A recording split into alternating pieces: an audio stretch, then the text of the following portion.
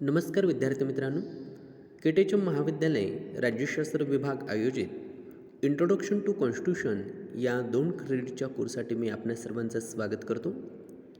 विद्यार्थी मित्रांनो, भारतीय संविधानामध्ये भारतीय नागरिकांना जे स्वातंत्र्य बहाल झालेले आहेत आणि मग त्या स्वातंत्र्याच्या संकल्पनेत विचार, अभिव्यक्ती, श्रद्धा, विश्वास, पूजा या विविध ज्या संकल्पना अंतर्भूत आहेत त्या संदर्भात आजच्या भागात आपण त्याचा विचार करणार आहोत.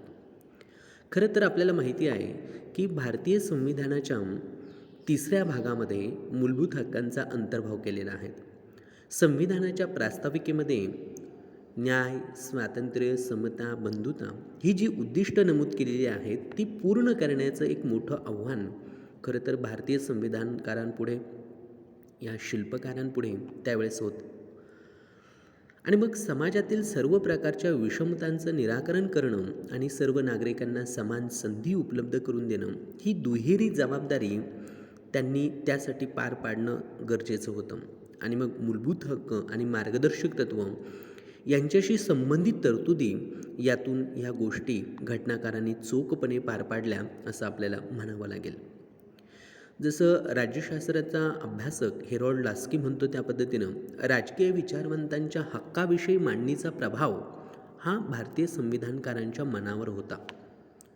माणसाला आपल्या आयुष्यात सर्वोत्तम टप्प्यापर्यंत पोहोचता येईल अशी सामाजिक जीवनाची परिस्थिती अस्तित्वात आणणं म्हणजे हक्काचं प्रयोजन होय असं लास्की म्हणतो. अमेरिकेच्या संविधानातील बिल ऑफ राईट्स असेल, फ्रान्स क्रांतीतील मानवी हक्कांचा जाहीरनामा असेल, आयर्लंड, जपान किंवा बर्मा या देशातील राज्यघटनांमधील हक्कांविषयक तरतुदी, तसेच संयुक्त राष्ट्रांची मानवी हक्कांची सनद या सर्वांमुळे भारतीय संविधानकारांपुढे एक आदर्श होता.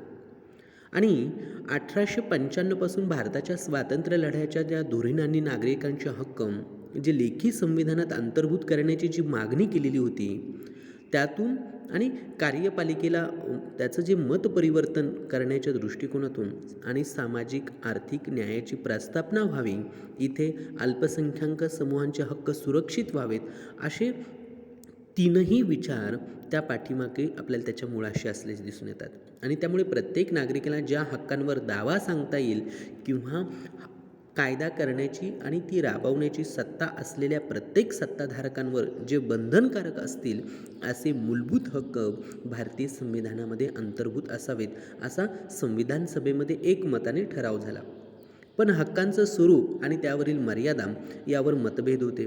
काही सभासदांचा भर हा नकारात्मक स्वातंत्र्यावर होता, तर काहींनी राज्यसत्तेने नागरिकांच्या जीवनात हस्तक्षेप करण्यास प्रतिबंध करणारे मूलभूत हक्क संविधानात असावेत ही त्यांची भूमिका.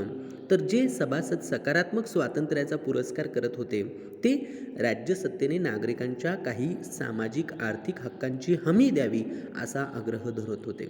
आणि म्हणून संविधानकारांनी या दोनही भूमिकांचा समतोल साधलेला आपल्याला दिसून येतो. नकारात्मक हक्क त्यांना त्यातून मूलभूत हक्कांच्या आणि सकारात्मक हक्कांच्या माध्यमातून मार्गदर्शक तत्वांचे भाग भारतीय संविधानामध्ये समाविष्ट करण्यात आले. आणि यातलाच एक महत्त्वाचा जो भाग आहे तो म्हणजे स्वातंत्र्य. आता स्वातंत्र्याची ही जी संकल्पना आहे ती भारतीय नागरिकांना घटनेने बहाल केलेली आहेत आणि स्वातंत्र्यामध्ये वेगवेगळ्या गोष्टींचा अंतर्भाव त्यामध्ये होतो. म्हणजे समते इतकंच घटनेमध्ये स्वातंत्र्यालाही महत्त्व आहे. घटनेच्या उद्घाटन प्रसंगी केलेल्या भाषणामध्ये डॉक्टर बाबासाहेब आंबेडकर म्हणतात त्याप्रमाणे की स्वातंत्र्य, समता आणि बंधुत्व ही 3ही तत्वे वेगवेगळी नाहीत. त्या तिघांचा मिळून एक संच आहेत, एक संघ आहेत आणि त्या तिघांची एक त्रिगुणात्मक मूर्ती आहेत. ती एकमेकांपासून अलग करण्याचा प्रयत्न केला तर लोकशाहीचा मूळ नष्ट होऊ शकतो. जो मूळ हेतू आहे तोच नष्ट होऊन जाईल अशी भूमिका बाबासाहेब आंबेडकर मांडतात. आणि त्यामुळे स्वातंत्र्य समतेपासून वेगळं करता येणार नाही, समतेची स्वातंत्र्यापासून फारकत होऊ शकणार नाही किंवा स्वातंत्र्य व समता यांची बंधुत्वापासून ताटातूट करता येणार नाही. समतेशिवाय स्वातंत्र्य म्हणजे बहुसंख्याकांवर अल्पसंख्याकांचं प्रभुत्व, स्वातंत्र्याशिवाय नुसती समता असेल तर ती वैयक्तिक कर्तृत्व शक्ती नाहीशी करू शकेल आणि बंधुत्व नसेल तर स्वातंत्र्य व समता यांचा नैसर्गिक विकास होऊ शकणार नाही. श्री पायली यांच्या मते स्वातंत्र्याचा हक्क म्हणजे मूलभूत हक्कांचाही मूलभूत आधार म्हणजे स्वातंत्र्याचा हक्क. इतकं महत्त्व या स्वातंत्र्याच्या संकल्पनेला आहे. भारतीय संविधानाच्या घटना कलम 19 अंतर्गत भारतीय नागरिकांना विविध स्वातंत्र्य उपलब्ध करून दिलेले. त्यामध्ये प्रामुख्याने 6 स्वातंत्र्य आहेत. भाषण व अभिव्यक्ती किंवा अथवा मत प्रदर्शनाचं स्वातंत्र्य आहे. शांततापूर्वक आणि निशस्त्र एकत्र जमण्याचं स्वातंत्र्य आहे. संस्था व संघ स्थापन करण्याचं स्वातंत्र्य आहे.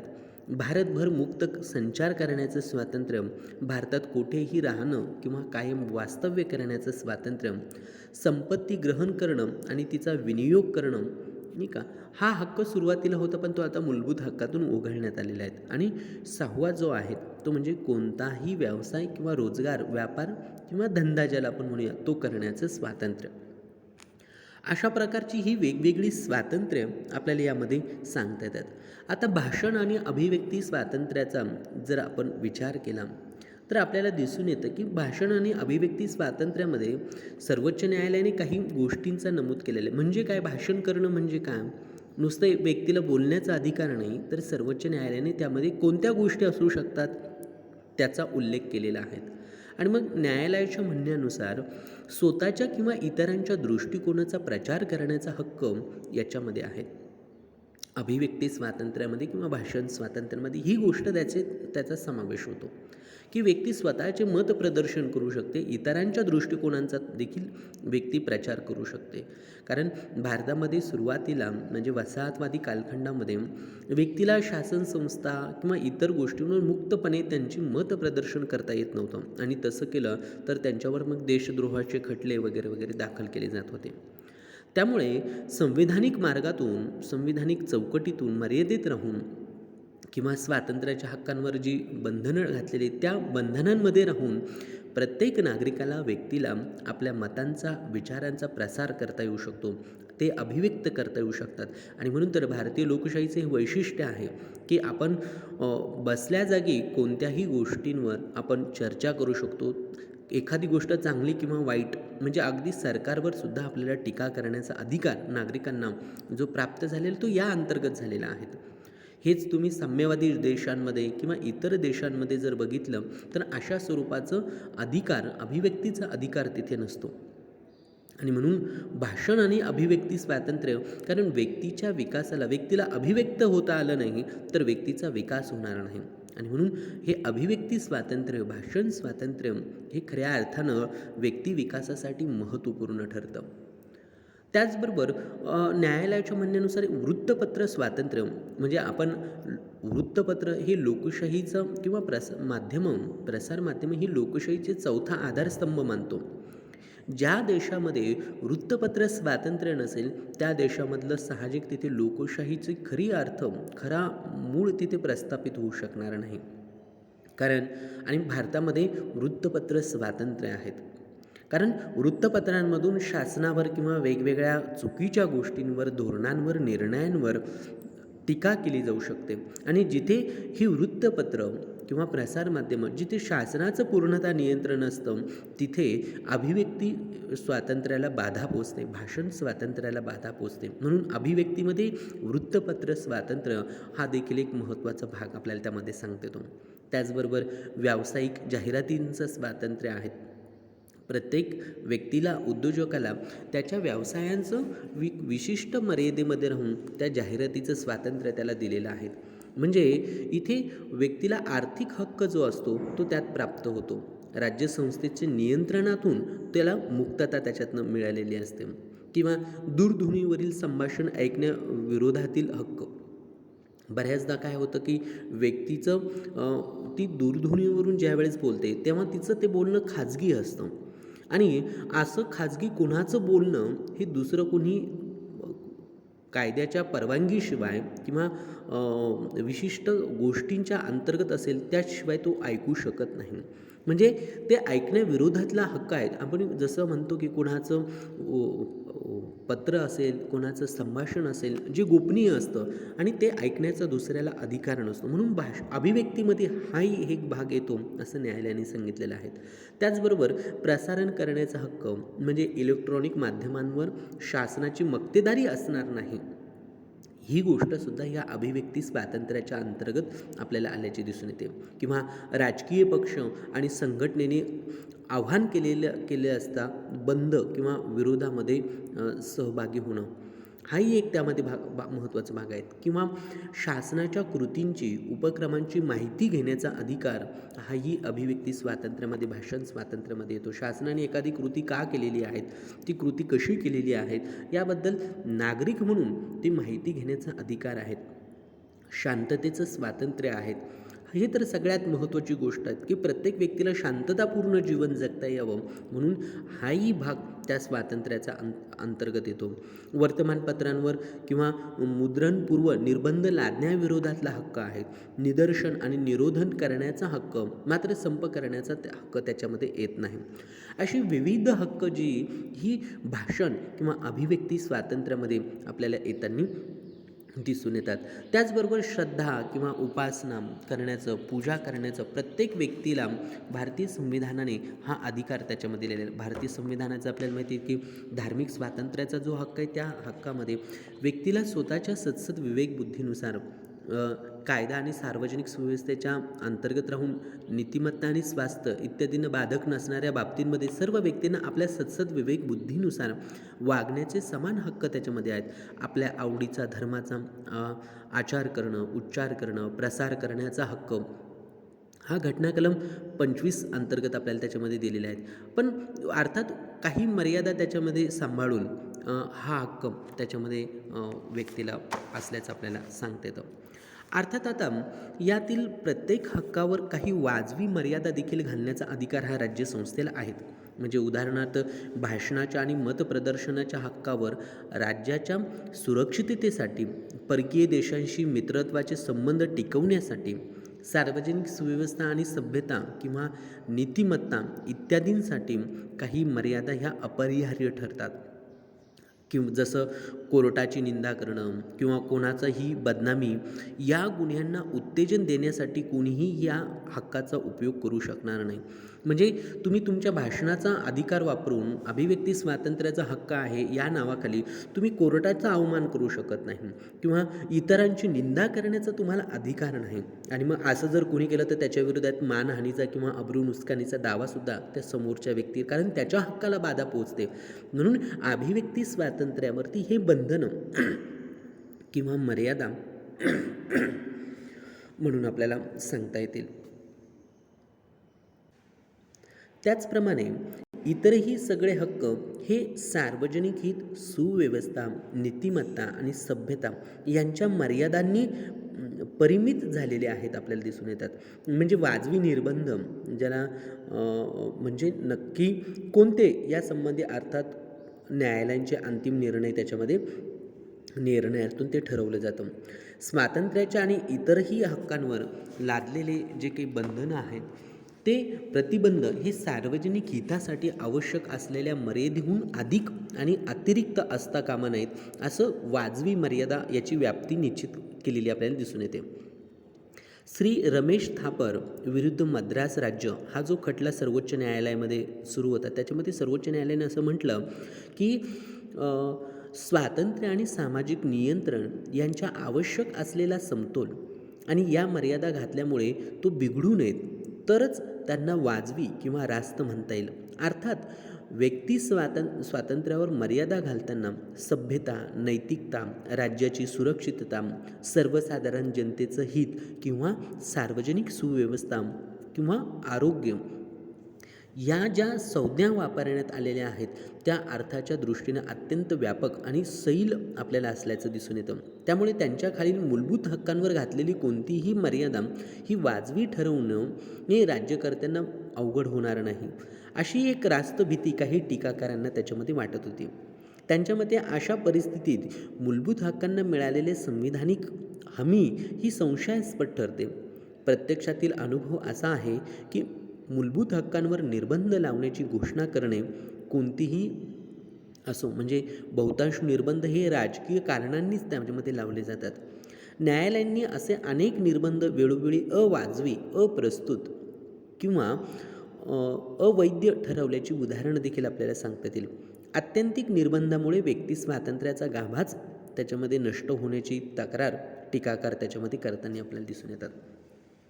परंतु असं जरी असलं तरी स्वातंत्र्याच्या हक्कामध्ये स्वातंत्र्याच्या हक्कामध्ये सुरक्षिततेचा हक्क देखील त्याच्यामध्ये अंतर्भूत झालेला आपल्याला दिसून येतो. आणि म्हणून व्यक्तीचं जीवित आणि स्वातंत्र्य जर सुरक्षित नसेल तर तिला आपले हक्क उपभोगताच येणार नाही. आणि म्हणून त्यामुळे संविधानाने घटना कलम 20 ते घटना कलम 22 अंतर्गत व्यक्तीला राजसत्तेकडून मनमानी वागणूक मिळणार नाही म्हणून काही हमी या 2-3 कलमांमध्ये आपल्याला दिलेली दिसून येते. म्हणजे कोणत्याही व्यक्तीला पूर्व कायद्यानुसार शिक्षा सुनावता येणार नाही. म्हणजे व्यक्तीचे एखादे कृत्य त्यावेळी अस्तित्वात असलेल्या कायद्याचा भंग करणारे असल्याकारणाने गुन्हा ठरत असेल तरच तिला शिक्षा होईल आणि त्या शिक्षा त्या वेळच्या कायद्यानुसारच असेल, अधिक असणार नाही. कोणत्याही व्यक्तीला एकाच गुन्ह्याबद्दल एकापेक्षा अधिक वेळा शिक्षा करता येणार नाही. एखाद्या गुन्ह्याबद्दल आरोप लादलेल्या कोणत्याही व्यक्तीवर स्वतःच्या विरुद्ध साक्षीदार होण्याची सक्ती केली जाणार नाही. हे घटना कलम 20मध्ये नमूद केलेले आहेत आणि त्यातून व्यक्तीच्या स्वातंत्र्याला एक प्रकारची हमी देण्याचा प्रयत्न झालेला आहे. कायद्याने प्रस्थापित केलेल्या कार्यपद्धतीखेरीज कोणत्याही व्यक्तीचं जीवित आणि व्यक्ती स्वातंत्र्य हिरावून घेता येणार नाही हे घटना कलम 21 अंतर्गत स्पष्ट केलेले आहेत.